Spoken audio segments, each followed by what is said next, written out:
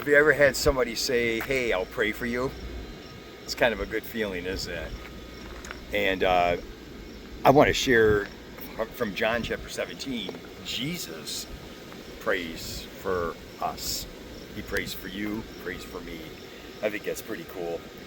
John 17, this is right before Jesus is getting ready to go to the cross. He says, "My prayer is not for them alone. I pray also for those who will believe in me through their message, that all of them may be one. Father, just as you are in me and I am in you, may they also be in us." Now here's the reason why. "May they also be in us, so that the world may believe that you have sent me." That just really struck me. It's like, sometimes don't you just like, I just want to leave this world. I felt that way before. I don't know if you felt that way or not. But you see the pain that people are in, the problems that people have. You see the chaos, the hatred, fighting, just all kinds of stuff. Sickness, just... And I know there's a lot of great things in life. I mean, we have a lot to celebrate. Okay, but let's just be honest. There are times when it's just like, man, it would just be nice to leave this world and go to a much better place. But we have a purpose right now. We have a mission. And I don't know if you know that or not, but our mission is to let people know who the Father has sent, and that's Jesus. We're here to share the good news. Earlier in this chapter, Jesus prayed for his disciples specifically, and he said in that prayer, "I'm not asking you to take them out of the world." It wasn't time for them to leave the world because they had a message to pass on, and that message got passed on to us, and now we have the privilege of being able to share Jesus Christ.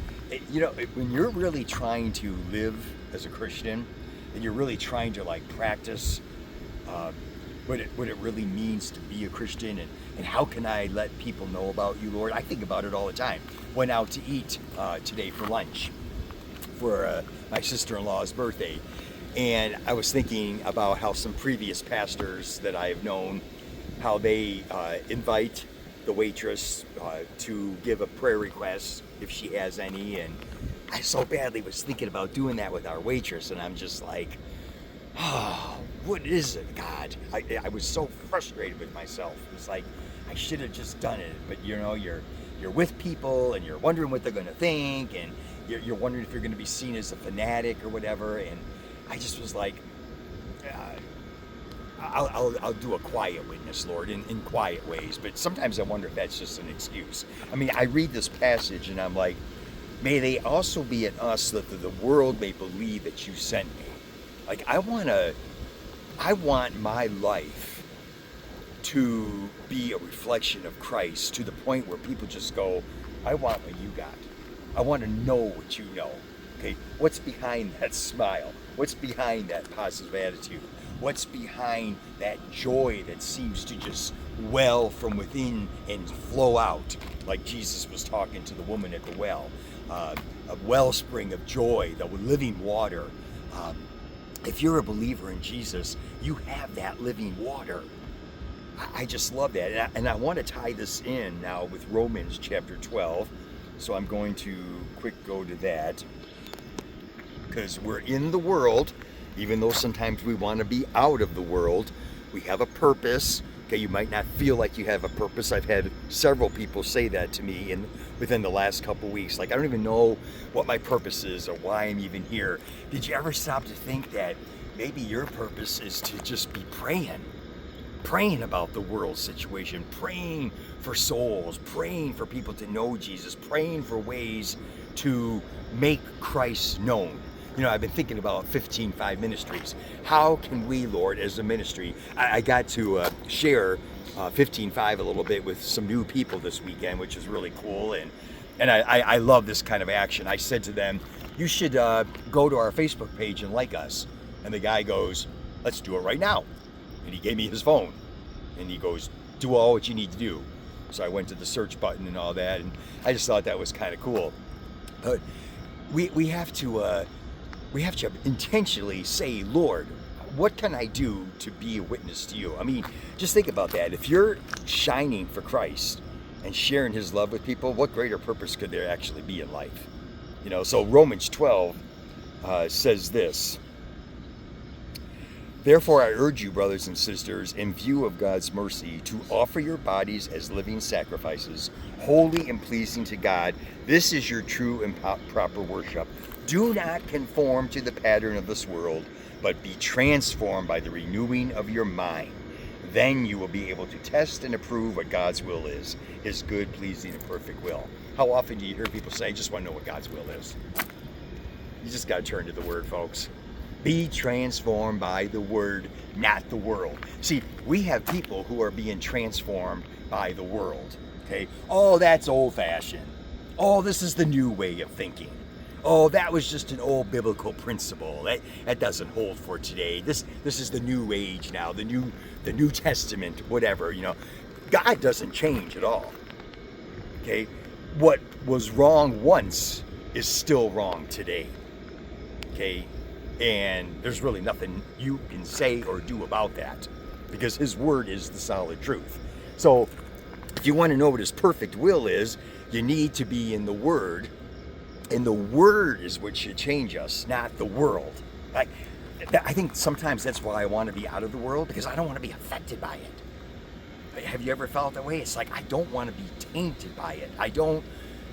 Have you ever been in like a really stinky place and you can't even think of a situation right now, but you come out of there and you can kind of still smell it on your clothes? You're like, gosh, oh yeah, it's because it's like sometimes we just feel so polluted by the world, and that's why we need that cleansing from God and from Jesus and what he did for us on the cross. He forgave all of our sins. As I said last week, we get to go to heaven. We don't have to go to hell because he paid for our sins, and we trust in that.